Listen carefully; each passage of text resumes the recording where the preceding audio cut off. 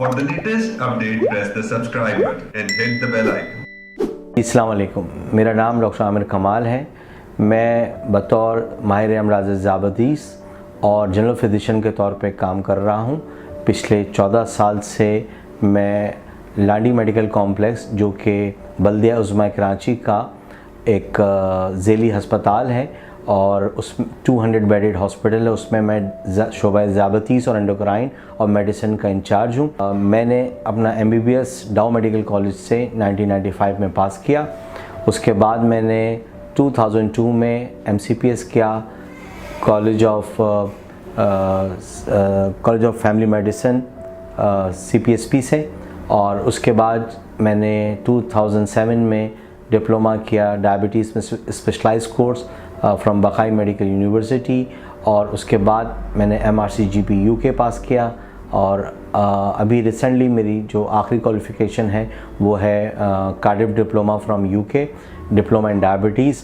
तो पिछले 14 साल से मैं डायबिटीज़ और एंडोक्राइन और साथ में जनरल पेशेंट्स को देख रहा हूँ। मेरी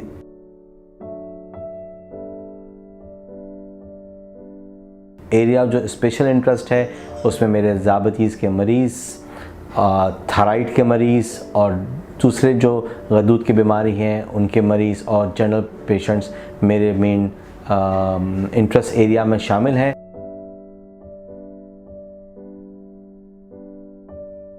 ज़ियाबतीस की अलामतों के लिए बारे में कहने से पहले मैं ये बताना चाहता हूँ, एक जुमला इस पे कहना चाहता हूँ। ज़ियाबतीस एक खामोश कातिल है और इसमें जो है आम आदमी को सिम्टम्स जो आते हैं उसमें पेशाब का ज़्यादा आना, वज़न का कम होना, भूख का ज़्यादा लगना और थकावट का एहसास रहना, ये अलामतें हैं जो एक आम आदमी को ज़ियाबतीस की तरफ महसूस करा सकती हैं कि ये ज़ियाबतीस का शिकार होने वाला है। लेकिन अगर आपको फैमिली हिस्ट्री में अगर आपके डायबिटीज़ है, आपके कोई फर्स्ट रिलेटिव डायबिटिक है, या आपको थकावट का एहसास है, आपका वज़न कम हो रहा है, या आप फ्रेश महसूस नहीं कर रहे हैं और फैमिली हिस्ट्री पॉजिटिव है, तो लाजमी तौर पे अपने मौलिद से ज़रूर इस सिलसिले में रब्ता करें, क्योंकि याद रखें ज़ियाबतीस के अमूमन अलामतें खामोश होती हैं।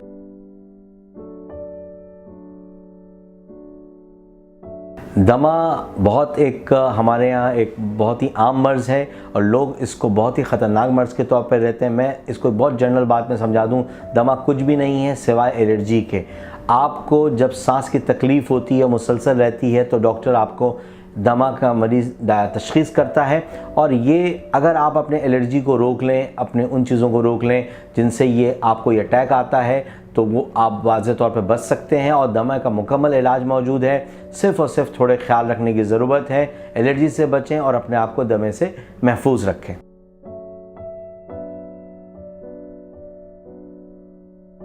कॉजेज़ ऑफ एलर्जीज़ में जो वजूहात हैं एलर्जी की, उसमें सबसे इम्पॉर्टेंट जो है हमारे यहाँ की वो मौसम का चेंज होना। जैसे फ्लू का मौसम आता है, सर्दी का मौसम आता है, तो वो लोग जो कि हसास हैं उनको हम कहते हैं आप फ्लू वैक्सीन कर लें। और दूसरे गर्द गुबार, मिट्टी, धुआं, आपके घर में जानवरों का होना, परिंदों का होना, आपके घर में कारपेट का होना, बहुत सारी वजूहात हैं, एक लिस्ट है। लेकिन असल में जो पैगाम मैं आपको देना चाहता हूँ उसमें सबसे इम्पॉर्टेंट चीज़ ये है कि आप एलर्जी से खुद बच सकते हैं और आप खुद तशख़ीस कर सकते हैं कि आपको कौन सी चीज़ आपको एलर्जी की तरफ लेके जा रही है और आपके अलामतों को बढ़ा रही है, चाहे वो सांस की तकलीफ़ हो, चाहे वो जिल्द पे खारिज का कोई मर्ज़ हो।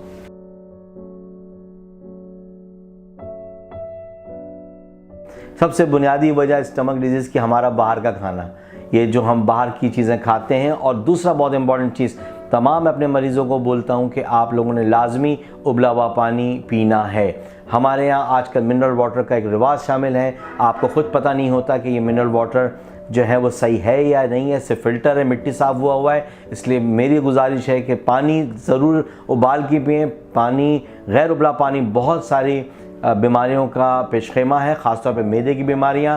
बाहर का खाना दूसरा फैक्टर इम्पॉर्टेंट है। और सबसे इम्पॉर्टेंट, मैदे को हज़म करने के लिए और सही रखने के लिए वक्त पे सोना, वक्त पे उठना एक बहुत बड़ा फैक्टर है। लेट खाना खाएंगे कभी हाजमा नहीं हो सकेगा और आपको हमेशा मैदे की तकलीफ़, जलन, तज़ाबियत, बदहज़मी का आप शिकार रहेंगे।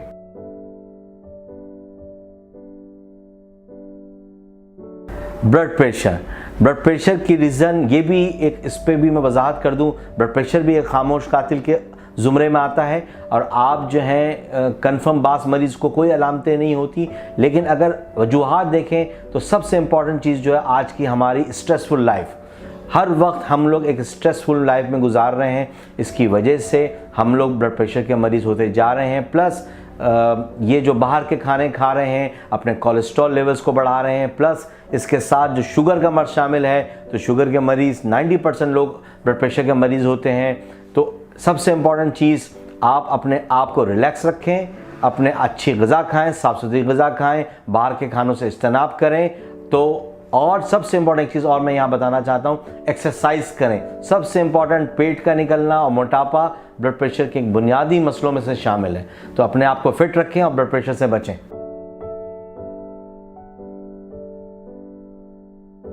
ग़िज़ा बहुत बड़ा एक सेगमेंट है। यहाँ एक छोटे लफ्ज़ों में मैं बता दूँ, साफ़ सुथरी ग़िज़ा और मुतवाज़िन ग़िज़ा। अब मेरा मरीज़ मुझसे सवाल पूछता है, मुतवाज़िन ग़िज़ा डॉक्टर साहब क्या है?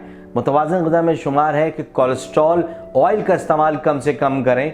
और सबसे इम्पॉर्टेंट चीज़, जब आप खाने का इंतखाब करें तो कोशिश करें, अपने मौलिद से मशवरा करें कि मुझे कार्बोहाइड्रेट कितना खाना है, मुझे प्रोटीन कितना खाना है, मुझे फ़ैट कितना खाना है। जो मेरे मरीज़ यहाँ से मेरी बात सुन रहे हैं, अगर वो लोग ये समझते हैं उनका वज़न ज़्यादा है तो फ़ैट को रोकें और कार्बोहाइड्रेट को रोकें। हमारा तमाम मरीज़ आज, सारे मरीज़ों की, बल्कि मरीज़ों की, एक आम आदमी का देखें, हर आदमी मोटापे की तरफ जा रहा है। और मोटापा बीमारी की जड़ है, उसकी बुनियादी वजह हम सबसे ज़्यादा यहाँ पे कार्बोहाइड्रेट का मतलब है निशास्ता खाते हैं।